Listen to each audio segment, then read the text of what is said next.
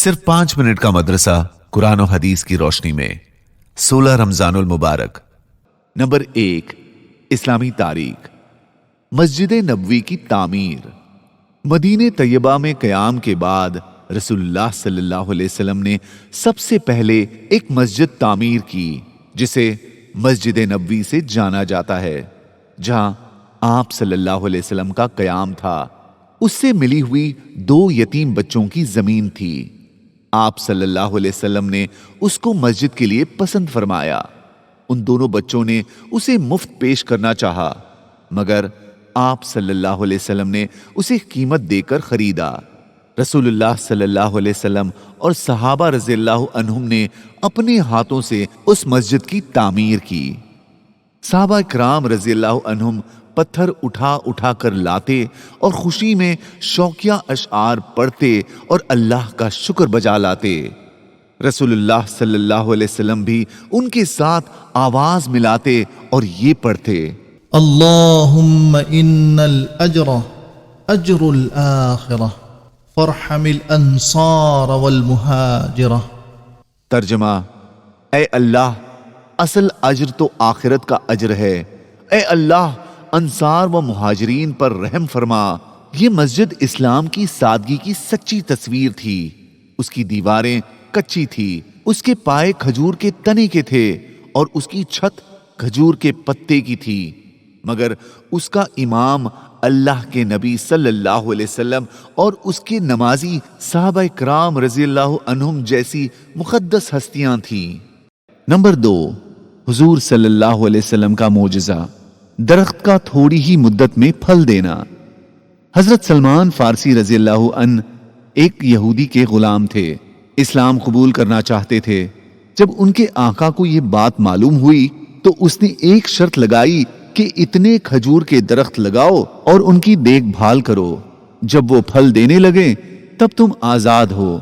جب یہ بات رسول اللہ صلی اللہ علیہ وسلم تک پہنچی تو آپ صلی اللہ علیہ وسلم نے خود اپنے مبارک ہاتھوں سے وہ درخت لگائے، جس کی برکت سے وہ درخت صرف 1 سال کی مدت میں پھل دینے لگے، حالانکہ کھجور کا درخت اتنی کم مدت میں پھل نہیں دیتا ہے۔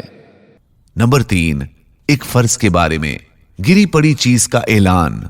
رسول اللہ صلی اللہ علیہ وسلم نے فرمایا، گری پڑی چیز کا اٹھانا اسی کے لیے حلال ہے جو اس کے اعلان کا ارادہ رکھتا ہو۔ فائدہ: گری پڑی چیز کے اٹھا لینے کے بعد اس کا اعلان کرنا واجب ہے۔ نمبر 4، ایک سنت کے بارے میں، قرض سے بچنے کی دعا۔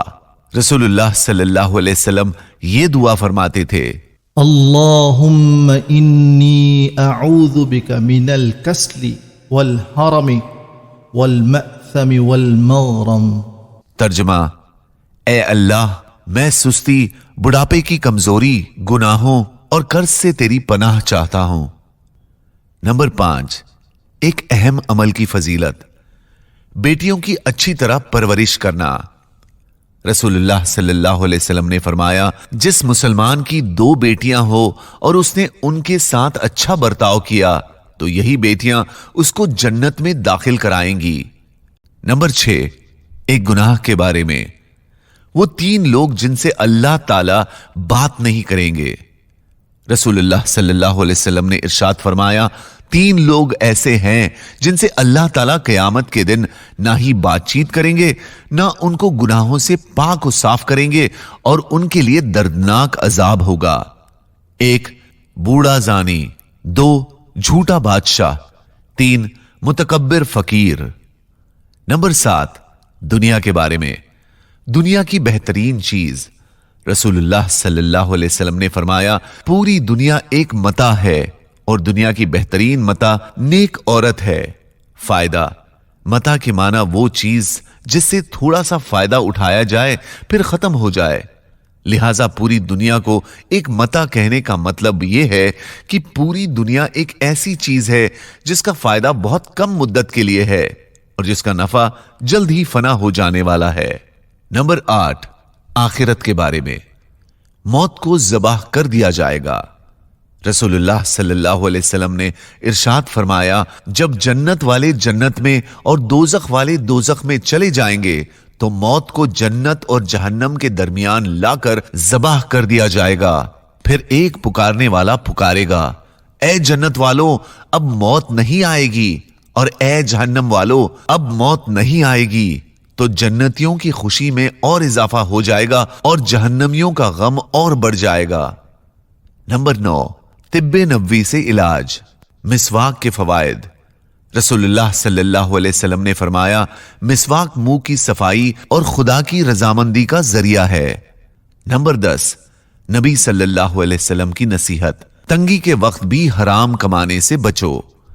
رسول اللہ صلی اللہ علیہ وسلم نے فرمایا، تم اللہ سے ڈرو اور روزی تلاش کرنے میں حلال اور پاکیزہ طریقہ اختیار کرو، اور روزی ملنے میں کچھ دیر ہو جانا تمہیں حرام طریقہ اختیار کرنے پر مجبور نہ کر دے۔ جزاک اللہ۔